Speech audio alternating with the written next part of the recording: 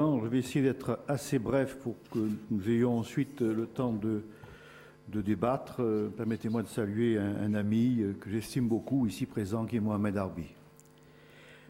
Alors, j'aurais aimé pour cette communication employer le terme de nation algérienne, mais les archives françaises ne l'emploient jamais. Tout au plus nationalisme, alors que Ben Badis, depuis 1925, avait employé le terme d'identité nationale. Or, il s'agit bien d'un peuple en devenir. Dans ce que j'appelle l'œil du cyclone, entre les deux premiers actes de la guerre d'Algérie, le début, le 8 mai 1945, et l'acte 2, le 1er novembre 1954, je ferai référence ici à un énorme tome d'archives commentées que j'ai pu publier sous l'égide du service historique de l'armée de terre à la suite du premier sur mai 1945, publié en 1998. Il n'y aura jamais de tome 3. Et également rendre hommage au travail exceptionnel des archivistes du Centre des archives d'outre-mer d'Aix-en-Provence. Je m'y suis aussi appuyé. Qui ont produit un guide des archives de la guerre d'Algérie et de l'Algérie en général, particulièrement remarquable, notamment pour la partie la plus riche, qui a un écho du côté des archives algériennes dans le Constantinois, qui sont aussi extrêmement riches. Il s'agit de tout ce qui concerne l'ancienne préfecture de Constantine. Alors, parler de cette période, c'est vous montrer que, à l'inverse de l'axiome tellement fort que dans les mémoires, on y croit encore, l'ordre règne en Algérie. Comme si rien ne s'était pu passer entre la très sanglante répression de mai-juin 1945 et novembre 1954. C'est en ce sens que les archives du renseignement sont intéressantes. Quoi qu'il faille toujours rester lucide, les services de renseignement ont un réflexe assez nombriliste. Également, ils livrent une guerre en temps de paix pour cloisonner, intervenir à leur profit, qui est préjudiciable peut-être à leur efficacité. D'abord, une définition du mot renseignement qui se distingue du mot intelligence du côté britannique. Il s'agit d'une somme d'informations destinées à des autorités politiques et militaires afin qu'elles puissent prendre une décision. Cette somme d'informations se fait à l'aide de moyens humains, agents infiltrés, honorables correspondants, moyens forcés, la contrainte, la torture, ou différents types d'écoutes, notamment les écoutes radio qui ont commencé très tôt en Algérie. Ces services naviguent souvent à l'aveuglette. Ils se donnent parfois le beau rôle, mais ils sont extrêmement intéressants par les synthèses qu'ils produisent aux autorités supérieures. On a là le pouls de l'opinion publique algérienne que la presse est incapable de donner, sauf quelques cas pour Alger républicain, par exemple. Alors je ne vais pas détailler ces services. Le SDEC dépend du président du Conseil, il y a une antenne à Alger. La DST dépend du ministère de l'Intérieur, mais ne sera sur le terrain vraiment qu'en 1954, à partir du mois de janvier. Il y a ensuite la nébuleuse. Les archives d'outre-mer contiennent des cartons intéressants, la nébuleuse des renseignements généraux. Mais les renseignements généraux sont des renseignements très décevants. C'est ce qu'on appelait à l'époque de l'Algérie française le renseignement anisette. C'est-à-dire que tout le monde connaît l'inspecteur des renseignements généraux qui vient prendre son anisette au café du commerce et qui écoute ce qu'on veut bien lui raconter. Moi-même, quand je travaillais sur les archives, sur le long terme, j'ai été tenté de reproduire les bulletins mensuels des synthèses de la police des renseignements généraux. Je les ai tous vus. Je me dis non, là c'est le casse-gueule intégral. Pourquoi? Il y avait quelques connotations très intéressantes sur telle partie politique, mais souvent c'est du renseignement de très très basse police, du type tel délégué à l'Assemblée algérienne a des mœurs curieuses ou ça donne à l'alcoolisme, surtout quand on sait que ce personnage plus tard sera un des responsables de l'Algérie indépendante. Donc ce genre de renseignement, j'ai préféré l'oublier. Alors, il me reste deux types de renseignements. L'un, renseignement de type policier, qui passe aussi par les RG et qui finira par les officines des commissariats et des 249 brigades de gendarmerie, par nourrir le deuxième bureau. Ce renseignement policier, évidemment, fait référence aux violences policières traditionnelles à l'Algérie. Un auteur algérien qu'on ne lit plus, Azzedine Boumener, dans une saga en 3 tomes, l'avait évoqué. Un auteur algérien, ami d'Albert Camus, qui est l'auteur Emmanuel Robles de ce roman qu'on ne lit plus non plus, Le Hauteur de la ville en 1948, elle avait aussi évoqué. Il y a, hélas, une tradition de violences policières en Algérie pour obtenir des aveux, si bien que le gouverneur général de l'Algérie, Marcel Edmond Négelen, le 21 octobre 1949, édicte une circulaire musclée estimant qu'il n'y a aucun lieu de pratiquer ce genre de méthode. Il précise qu'il s'agit d'une atteinte à la dignité humaine et il n'admet aucune justification. Il ira même plus loin en disant que la police emploie des méthodes, je cite, dignes de tortionnaires nazis. Il est gouverneur général de l'Algérie, socialiste, spécialiste du trafic d'urnes, peut-être, mais on ne plaisante pas avec Négelen sur certains points. Alors, ce qu'il vient de dire, on va le retrouver plus tard sous la plume de Claude Bourdet, le 6 décembre 1951, quand il parle à propos du démantèlement de l'OS, y a-t-il une Gestapo d'Algérie ? Ce qui veut dire, hélas, que cette circulaire gubernatoriale, qui a été reprise en 1952, est tombée à l'eau. Ce qui ne veut pas dire aussi que systématiquement on puisse torturer. Mais la torture est déjà là, comme une sorte de tradition des services de police. Pas tous, je le pense. Car il y a un autre service très curieux qui est aux ordres d'un vieux Kroumir, le colonel Schoen, le service de liaison nord-africaine. C'est une mine d'or. Il n'a que 13 officiers, mais d'un service qui est l'héritier des bureaux arabes, les affaires militaires musulmanes, AMN, mais il a également toutes sortes d'agents infiltrés, de MAC dans la Casbah et autres indicateurs de police, qui lui permet au SLNA d'entretenir 8000 noms. Il connaît ce qui se passe en ville, un peu moins dans le bled. C'est donc sur le deuxième bureau et les AMM que je vous donnerai quelques flashs, car ma communication est assez longue. Pourquoi l'ai-je fait assez longue ? Parce qu'en fait, comme à l'époque où en 1998 je publiais cet énorme tome d'archives, j'ai eu le sentiment de restituer au peuple algérien une partie de sa mémoire. Alors, l'ordre règne en Algérie. Il faut être politique pour le croire à Paris, ou être politique à Alger aux journalistes pour ne pas se rendre compte que les choses bougent. Ceci est difficile à comprendre car l'Algérie est extrêmement cloisonnée. D'abord sur un plan social. En allant en Algérie encore en 2004 ou 2005, je me rends compte que quelqu'un qui est à Alger ne sait pas ce qui se passe à Constantine. Quelqu'un qui est à Oran voyage très mal. Donc il y a cette espèce de cloisonnement qui fait que quand je parle d'événements plus ou moins généraux, des témoins français d'Algérie ou algériens me regardent avec des billes de loto parce que leurs parents n'en ont jamais entendu parler. Alors quelques flashs. 1946, la population musulmane est sonnée, disent les services de renseignement, par la répression, l'échec de l'insurrection et l'image de cette Algérie que donnent les renseignements généraux, les autres services de renseignement, est très inquiétante. Le général commandant l'ensemble des forces militaires, la 10e région militaire, Henri Martin, écrit en avril 1946 « Il y a tendance à moins redouter un mouvement insurrectionnel, mais des possibilités de troubles locaux persistent. » Possibilités de troubles locaux, je passe sur les questions politiques, qui entraînent dès 1946, sur le long terme, on pourrait dire jusqu'en 1962, qui remonte également au XIXe siècle, quelque chose qui est récurrent, la peur des Français d'Algérie de la submersion.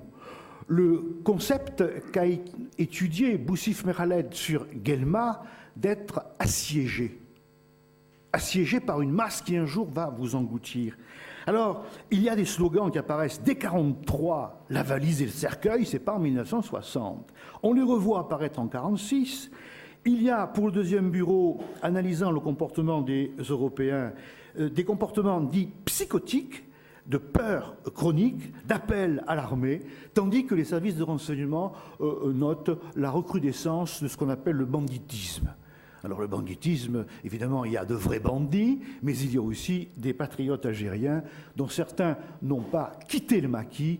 Hossein Aït Ahmed ou Krim Belkacem sont déjà repérés comme des gens très dangereux parce qu'ils sont en Kabylie et ils font parfois encore le coup de feu. Alors, je passe sur certains incidents mineurs. Pour 1947, là encore, illustration de mon propos, cette espèce de peur donne au mois de mai, et là, grâce à des archives du CAOM à Aix-en-Provence, brutalement, en quelques semaines, venant de l'Est, où les cendres ne sont pas encore éteintes dans le Constantinois, jusqu'à Nemours, sur la frontière marocaine, une sorte d'attente d'une nouvelle insurrection. Et, disent les gens du deuxième bureau, un vent de panique a soufflé sur l'Algérie. Ce qui vous explique les débats passionnés, je n'entre pas dans le détail, je n'ai pas le temps, de ce fameux statut de l'Algérie, et qui amène le général commandant la 10e RM, le général Oléris, pendant l'été 47, à préciser, je cite, « Le climat actuel de l'Algérie ne permet pas de conclure sur une note optimiste. Les Français d'Algérie ont le sentiment qu'on les abandonne. » Et nous sommes en 47. Également, les services de renseignement sont en train de se demander s'il n'y a pas dans la clandestinité une armée secrète, la fameuse OS, qui est en train de se mettre en place. Mais également, quand on étudie les services de renseignement, et là, pour une fois, je citerai les renseignements généraux, on trouve des pépites, dont une. On parle toujours des élections truquées, de l'élection de l'Assemblée algérienne de 1948. Oui. Bon. Mais on oublie les municipales du 20 octobre 1947. Alors je ne sais pas, je parle sur le contrôle de mes collègues ici présents, Drenouchi ou Mohamed Arbi, je me demande si les municipales du 20 octobre 1947, pour le premier tour, n'ont pas été les seules élections de l'histoire algérienne, je pèse mes mots, non truquées.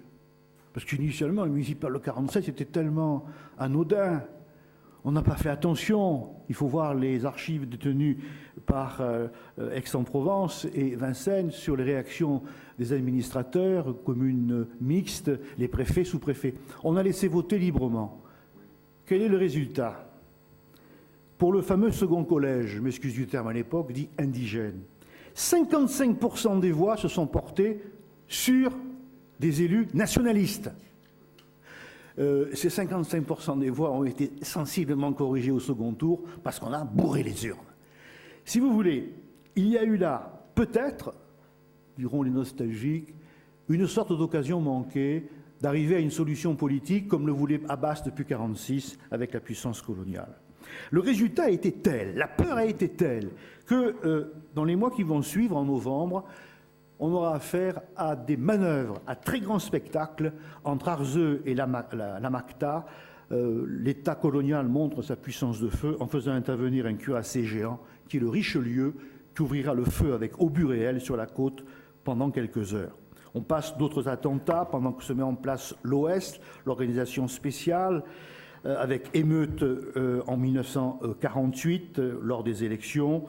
Et puis, les autres moments, je vais aller assez vite, 49-50, c'est moins net, non pas que la situation soit au calme plat, mais parce qu'il y a priorité à la guerre froide, à la guerre d'Indochine, nos services de renseignement côté algérien ont été amputés de la plupart de leurs compétences, de leurs effectifs. Alors on trouve parfois, je voulais évoquer la nation algérienne dans mon introduction, des éléments extraordinaires, comme en 1949, lorsque il est décidé d'inaugurer à Cacheroux, près de Mascara, une statue à la mémoire d'Abdelkader. Mais côté français, c'est l'Abdelkader, ami de la France, en 1860, qui protège les chrétiens à Damas, alors que du côté algérien, c'est le premier héros de l'indépendance nationale. Et là, il y a un débat politique assez exceptionnel autour de la personnalité d'Abdelkader. 1950, on découvre le fameux complot PPA, on ne dit pas OS, parti du peuple algérien clandestin. L'organisation spéciale, ce sera un terme que l'histoire va reprendre plus tard. C'est la réalité de cette fameuse armée secrète qui entraîne un procès retentissant, très curieux, de procès retentissant, qui traduit les clivages depuis une crise que les Français n'ont pas vue, la crise dite berbériste à l'intérieur des partis nationalistes PPA, MTLD et l'OS. Procès curieux parce que les membres jugés ne dévoilent pas leur organisation, ils dévoilent les méthodes policières, la torture, et surtout le complot colonialiste. C'est assez curieux comme type de défense. 51, nouveau bourrage des urnes. Je passe sur les reprises de banditisme dans les Aurès, mais également banditisme, langage des services français, également en Grande Kabylie, pour petit à petit nous diriger, 52 surtout, vers une sorte de montée en puissance de l'agitation. Pourquoi? Indépendance, ou plutôt, depuis l'indépendance de la Libye, les Indes, l'Indonésie, la vague de la décolonisation embrase maintenant aussi l'Afrique française du Nord. 52, le Maroc et la Tunisie sont en situation quasi insurrectionnelle. Et il y a là des gestes en Algérie de correspondance, une tentative de mutinerie dans la prison de Blida, des incidents contre des douaniers, des postes de police, des commissariats en 51, 52. Et les services de renseignement constatent dès 52, toujours du côté des Français d'Algérie, la peur de l'étouffement progressif, la psychose de la crainte et de l'insécurité, alors que de l'autre côté, et là c'est intéressant, les services de renseignement considèrent en 52 que la masse musulmane qui vit dans un malaise social magnifiquement étudié par un historien qu'on ne lit plus, on a tort, qui est Xavier Iacono, eh bien ce malaise social débouche ensuite sur une prise de conscience de la force, de ses possibilités et du rôle qu'elle pourrait être appelée à jouer, 3 petits points, d'où des réactions comme des manœuvres à grand spectacle, dont une manœuvre dont je vais maintenant vous parler, en abordant en quelques mots la dernière partie de mon intervention, les portes de la guerre. Octobre 53, octobre 54. Non, le 1er novembre 1954 n'est pas sorti tout armé de la cuisse de Jupiter. Il y a eu des signes avant-coureurs particulièrement forts qui viennent de jeunes membres, anciens OS, ou membres du PPA clandestin, qui un jour vont se retrouver du camp FLN, qui en ont assez d'attendre Messaliades et ses promesses d'insurrection générale. Pour vous résumer la situation, entre octobre 54 et octobre 53 et octobre 54, il y a eu 53 attentats majeurs, plus forts que ceux du 1er novembre, qu'on a baptisés dans la langue des journaux de l'époque, sauf Alger républicain, parfois l'humanité, faits divers. Je vais vous en citer quelques-uns. L'émeute de Nedroma, le 15 octobre dans l'ouest oranais, le 15 octobre 53, il y a eu plusieurs émeutes, on ne va pas rentrer dans le détail. Là, c'est bizarre, il y a des morts, il y a des blessés, c'est une émeute organisée, les familles participent et on saisit les armes des gendarmes. Chose nouvelle. Si bien que Jean Vaujour, le préfet responsable de la sécurité en Algérie, s'alarme parce qu'il a des connexions depuis la fameuse délégation extérieure au Caire. Il pense que ces nouveaux dissidents algériens sont armés par une main qui viendrait de l'extérieur. Et la France répliquera par des manœuvres à grand spectacle. Petit à petit, on avance vers des incidents plus graves. Le 29 janvier, Alger, rue d'Isly, 3 militaires européens sont tués en pleine rue. 4 personnes sont blessées. Rubrique faits divers. Des trains déraillent, sabotage de routes, sabotage d'usines. Bref, on s'inquiète de cette phase d'action en devinant petit à petit une phase peut-être de terrorisme actif. C'est le problème de l'ancêtre du FLN qu'on est en train petit à petit de deviner, le comité révolutionnaire d'unité et d'action. Je n'ai plus le temps de le développer. Les services de renseignement vont suivre cette troisième force, mais en pensant qu'elle est marginale, et ces services de renseignement vont commettre l'erreur de la sous-estimer. Or, c'est de là que naîtra le 1er novembre, c'est de là que naît le FLN et l'armée de libération nationale. Je crois que pour conclure cette affaire, le 1er novembre a bien été annoncé par des signes avant-coureurs que les politiques n'ont pas pris en compte. Également, il faut bien dire que le FLN va trouver tout de suite de la sympathie par l'action commise dans la nuit du 31 octobre au 1er novembre auprès de ces jeunes impatients qui, de façon spontanée ou en liaison avec des comités locaux, PPA, avaient déjà pris les armes dans les années qui ont suivi. Et comme le fait remarquer Charles-Robert Ageron, les révolutions sont toujours dues à un groupe décidé, structuré et armé, qui s'est trouvé une sympathie dans la population qui représente une aspiration à la liberté.